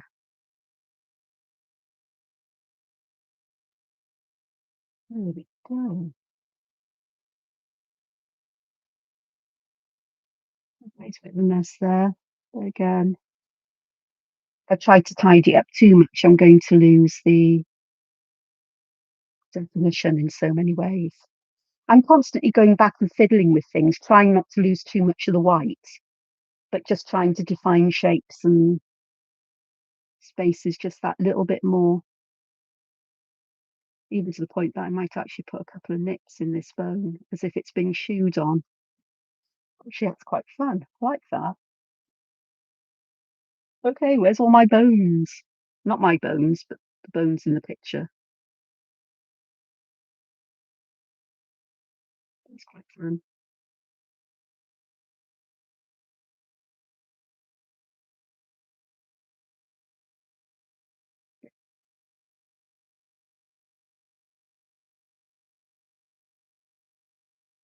Okay. Bones that have seen some tough times.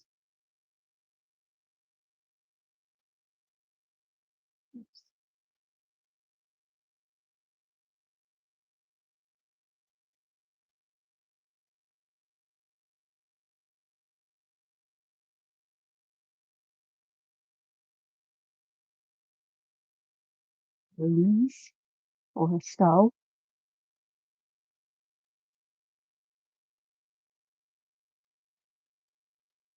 Another one.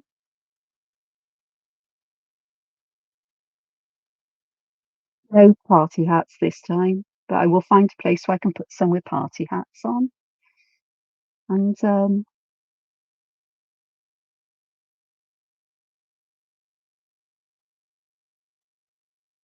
flower there. So I'll join the others to the left here. just so that I can fill that gap in because there wasn't enough space to put anything in there. We've got some flowers there. Spooky, starry skeletons. I think I might.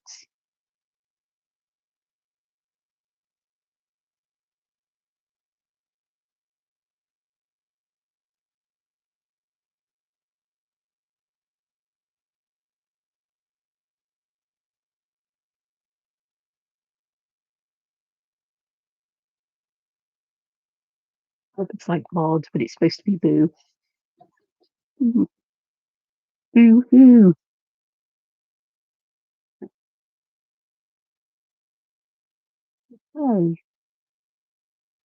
Oh, let's have some long leaves growing here.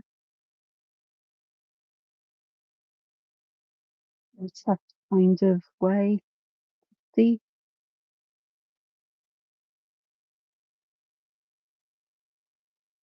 just to add something around my skeleton here. Looks like it's come from somewhere deep in the jungle with its own foliage now. Now I'm going to leave those leaves without the central vein, and I will do the same to this other skeleton here.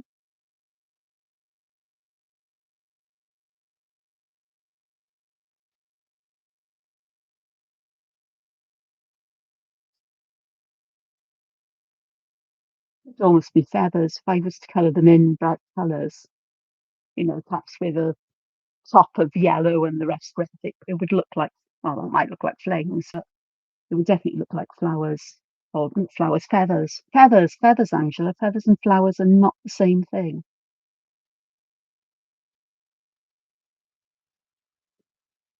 We've got that going on.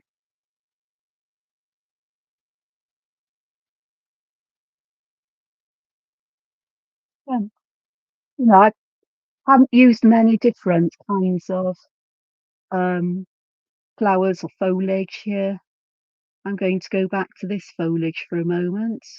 The one that's got the teardrop at the top and then these longer strands with multiple leaflets on.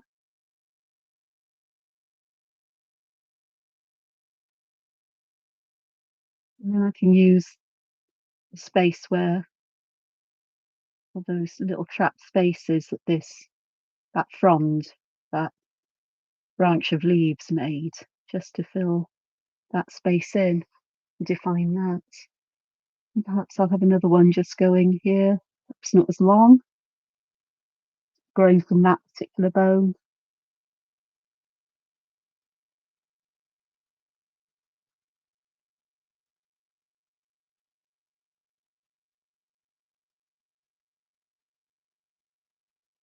Just like that. Be lovely.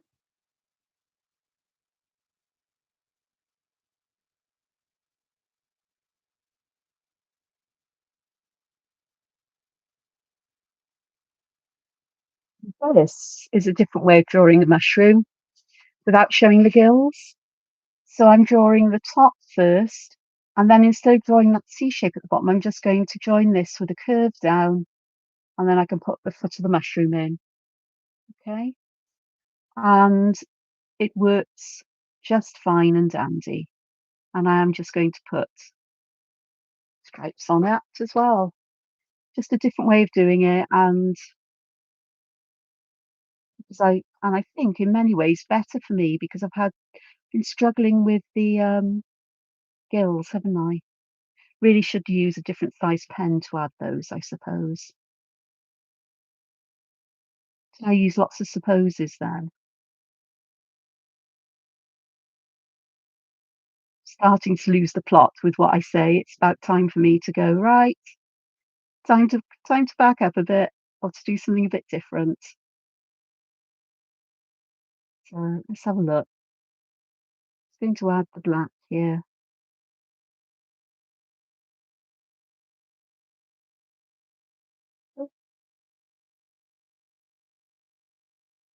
Make the curve of the lines of the stripes, match the curve at the bottom of the mushroom as well.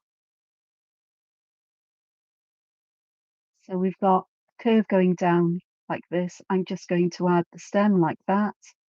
And then I'm just going to, in Zentangle terms, just aura that curve there. And it all works out just fine and dandy.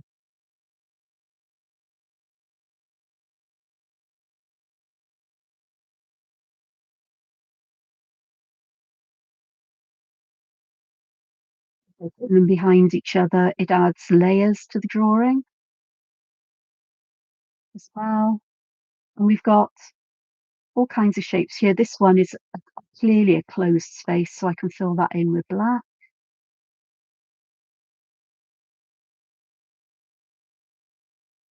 Just like so. I've got closed space here, so I will fill that in with black. And yeah, the stem here of the mushroom, this mushroom is a bit off center, but that's fine. It'll be okay. In the grand scheme of things, it'll work out.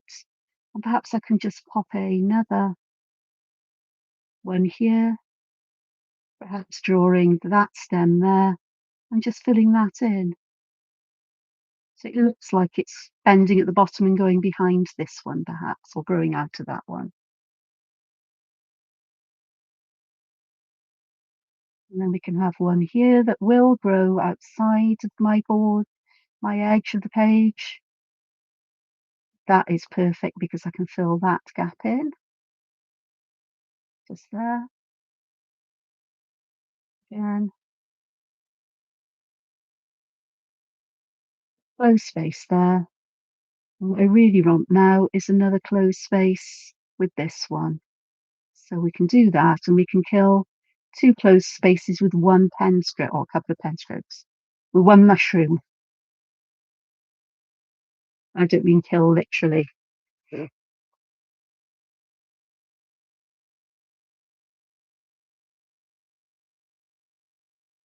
That's where I am now after, gosh, nearly 2 hours, an hour and over an hour and a half. So I'll just show you this again, in case you have missed it. I will zoom out. So this here is my little strip of paper. It actually came off these when I kept the A4 pages down in this case because I didn't want to be faced with an A4 page to do this. I wanted to work on it and see how it works. Oh, take care, pumpkin. Although, um, and so I have a reference as to what patterns I want to use. Any extra ones I've added. So I've added the pumpkin, not the pumpkins, the skulls and their party hats, the hick, the boo, the stars, and the bones on a heart because I put a heart on top of the one drunken party skulls party hat. So what I think I might do is I'm going to find. I have got over here some coloured pencils, and I'm going to look for the set that has. I think it might be the Kandinsky one. I think Kandinsky will work well. Possibly, it's got some quite bright colours in it, so it's got a nice orange, so that'll be good. Oranges and reds. Right. I've oh gosh, I'm missing some colours. I know where they will be. They will be in here. They are the ones. Oh no, that's Stabilo.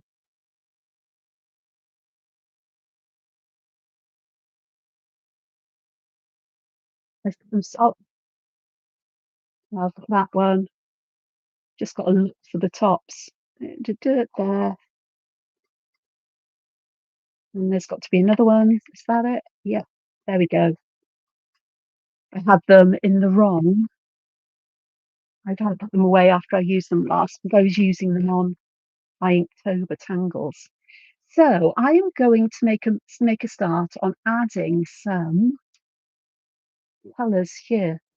So these are Castle Arts soft touch pencils.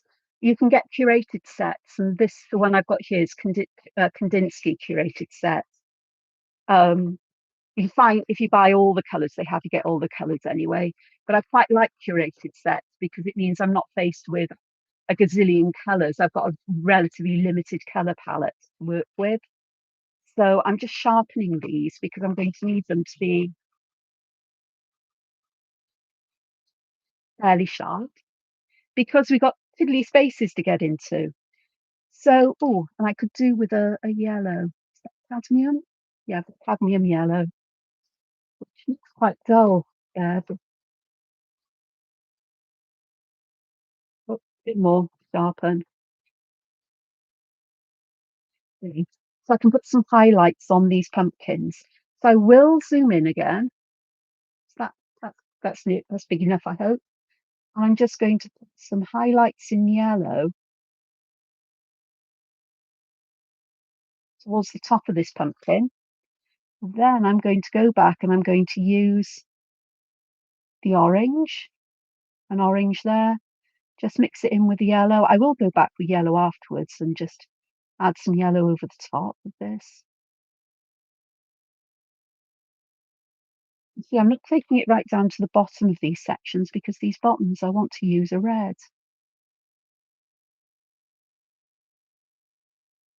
There's not a lot of difference between the red and the orange, not to my eye at the moment. Okay. And then what I want is one of my blending. Is that a blender? It's a Derwent blender pencil. I will come back with some more of the yellow here just to fill in any gaps and just to start blending some of these colours together. And if I use this Derwent blender pencil, it should blend these to a smoother colour.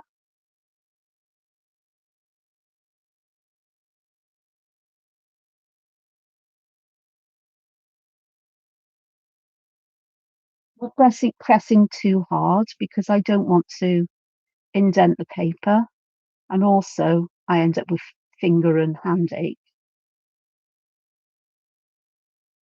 Letting the blender pencil do the work for me. And there I've got a fiery looking pumpkin. The top of that. And now I need to be careful with the green I use, simply, or green or brown, simply because I know I'm going to have black beside it. So I'm going to use a darkish green like that. I think that wasn't that one? It's this one, cadmium green. And then I'm going to use this to blend it into the little bits I haven't got anything there. And then that looks not too shabby from a distance. Let me have a look. For the skulls, I need something that is, I think this is yellow ochre. That's terracotta, that's yellow ochre. So my skulls, I'm going to add some yellow ochre in the shadowy bits. So around the edge of the skull, teeth, anywhere where there might be a bit of shadow. And then I'm going to use my blending pencil to help to blend that out, blend it in, but also to blend it out to that little bit as well. Because this will drag the colour around just a bit, which is useful for things like this. So I've got a skull that has got that hint there.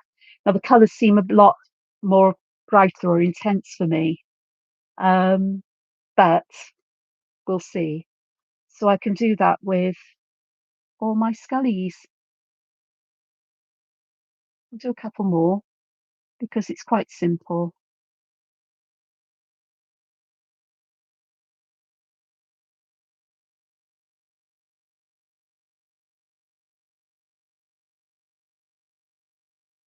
It just helps to bring or to add some shading or some lightness to these.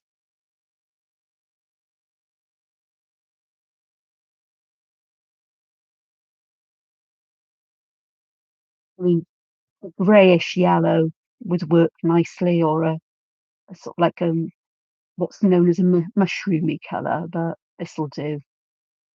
It's good enough for now. There we go. Oh, and I've got another one here, haven't I? And the colour, if I don't use this colour with anything else, then it's all going to just, oh, as I use I use the colour that I use for pumpkin there, but it will help the skulls stand out from other things as well. So we're not just looking at the shapes, we're looking at the colours that we've got here, which will work. And there's one more just here.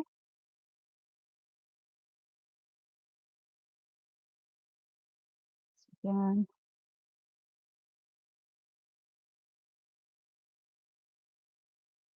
stick anything there. I'll do another pumpkin, and with that yellow around the top. I'm going to add some orange right to the very top here.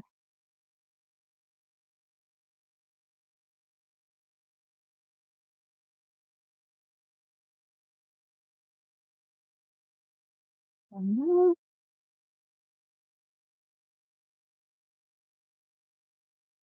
And some red. Want a darker red, I think. Let's try the spice red.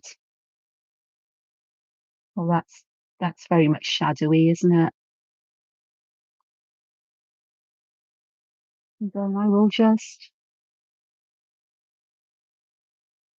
blend the yellows first. Into the oranges, blend the oranges. Top first. Make the oranges smoother.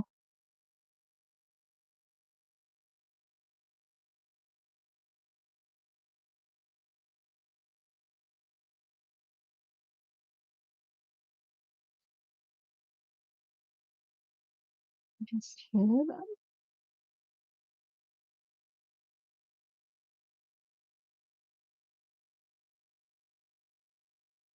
So my pumpkins will stand out. So let me just pop the colours back. I vaguely know where they belong.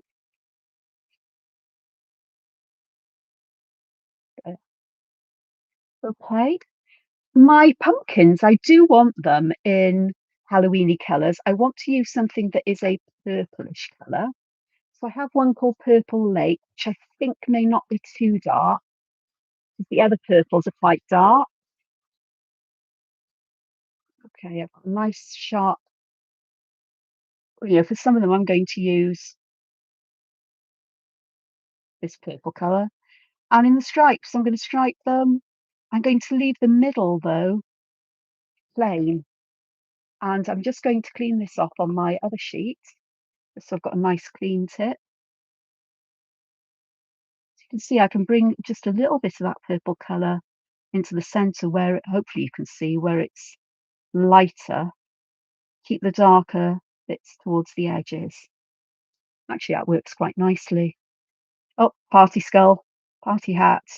Not to be confused with mushies. Party hats can have different colours. So I'll just do this.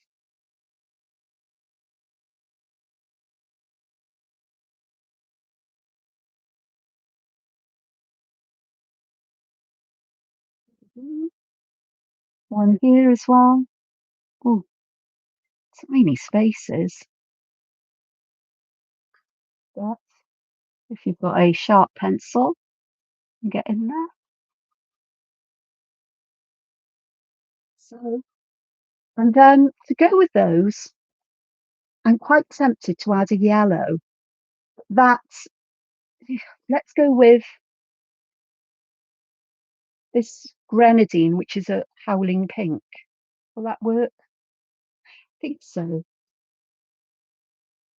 Or if I use green, I'll be in competition with the leaves. So I want a colour that's quite different, I think. And I do want my mushrooms to be funky because you've got to have funky mushrooms. So I've gone back and added colour to all of these three at the same time. And then all I need to do is just come and give the colour a little bit of a blend, just to help to spread that colour out. There we go. Nice and bright. That works. Right, I'll put those back in because I can use those another time for something. For the leaves, here I am going to use the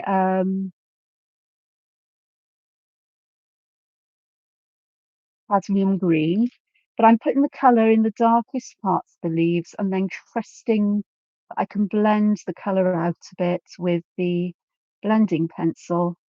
So I leave most of it where it's dark, but get some colour where I would like the leaves to be lighter and it's occurring.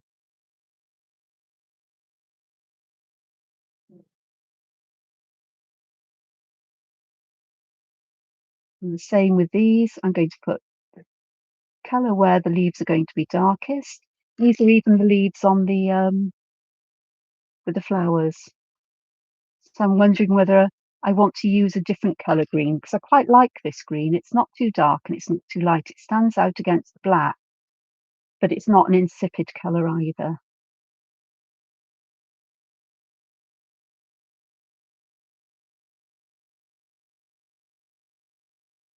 So there's lots of leaves that this can be done to, and I'm not going to do them all because it's it's something that I would do a little at a time. Okay, and perhaps I will use a different colour. I have here additional green. What colour's this one? Parcel green. Oh, that one looks a bit jade-like, a bit it's the Prussian green. That one might work nicely. Let's have a look. Different green.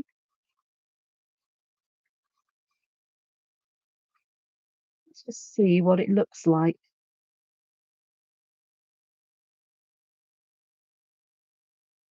It's used on the stems of these.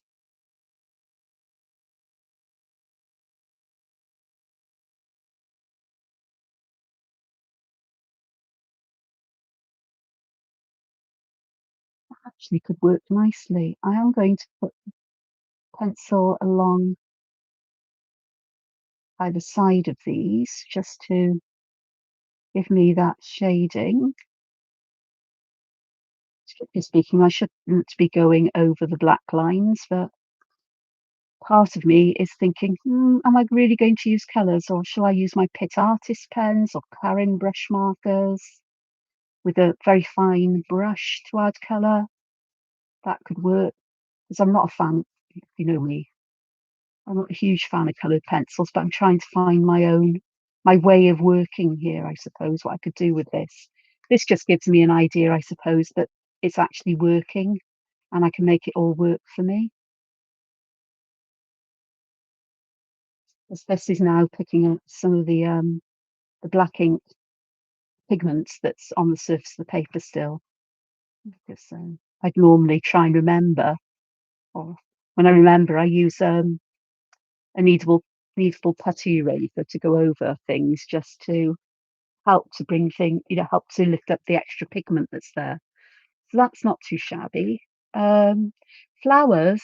Ooh, ooh, flowers. What colour?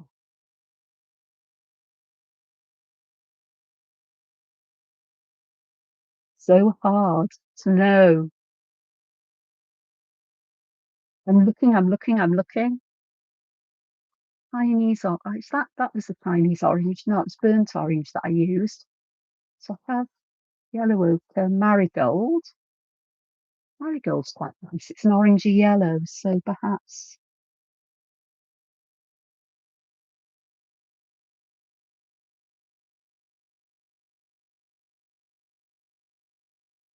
the flowers could be orangey yellow. Perhaps with a hint of that burnt ochre. Where was the red? Perhaps some of them could have a little hint of red in places as well.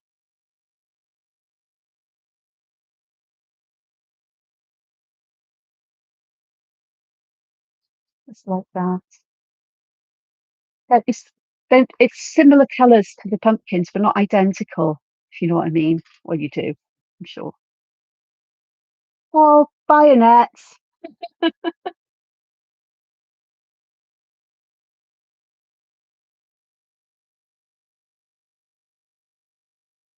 Just using my blender pencil just to blend things out a little bit. Um, so those would look okay. I prefer this chrome green colour to this one, but it is what it is. I'm trying things out. This wasn't going to be, in my head, it wasn't going to be a finished piece of work. It was just something I wanted to use to see how things worked for me. The blue, I'm going to put the background in a dark blue. It does say blue, not bod, honestly.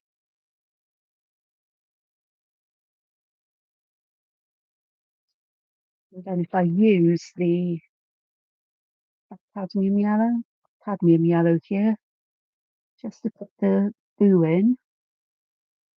Blue and yellow are complementary colours. So they quite blue and orange, but they look good together. They look brighter together. They help each other to stand out. Perhaps I'll take a little bit of this. This is mulberry, which is a very dark purpley colour, and I'll just add some darker colour in there. So I can do that with these as well. Maybe just a little bit down on the left hand side, just to darken that side up a bit. Right, what was it? Oh, bones. Bones are going to be the awkward one because I don't have a bone colour like the skulls. But I think the best colour I could use possibly is yellow ochre. And again, I'm just going to add this very lightly to the bones. I'm leaving some white highlights. The yellow ochre where there is shadow for sure, and to the left and bottom of things.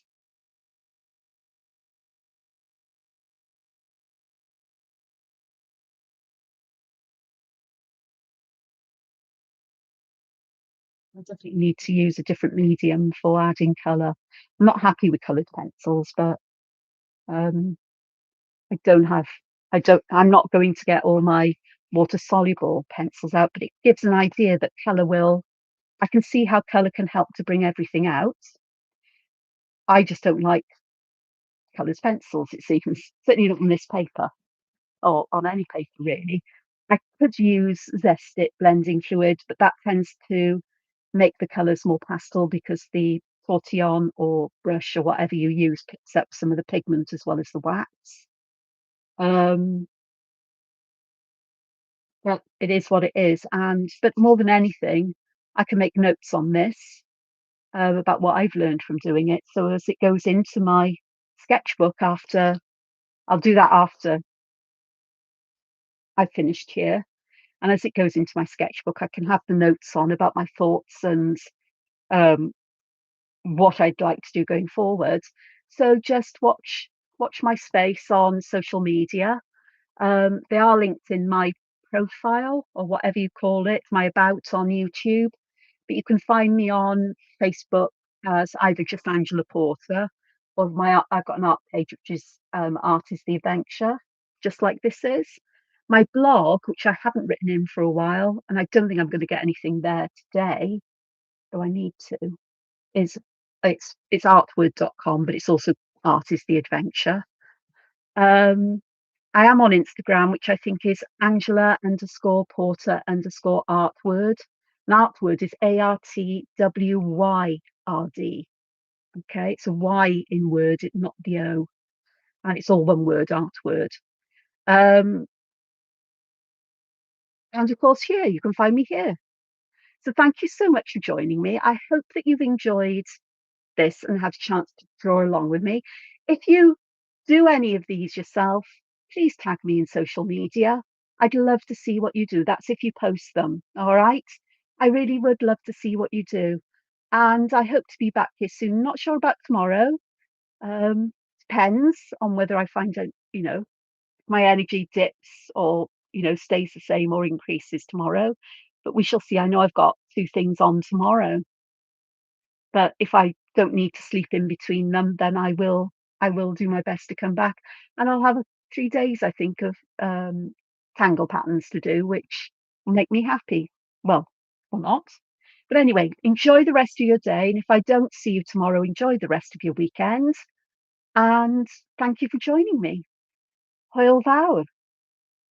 Bye for now.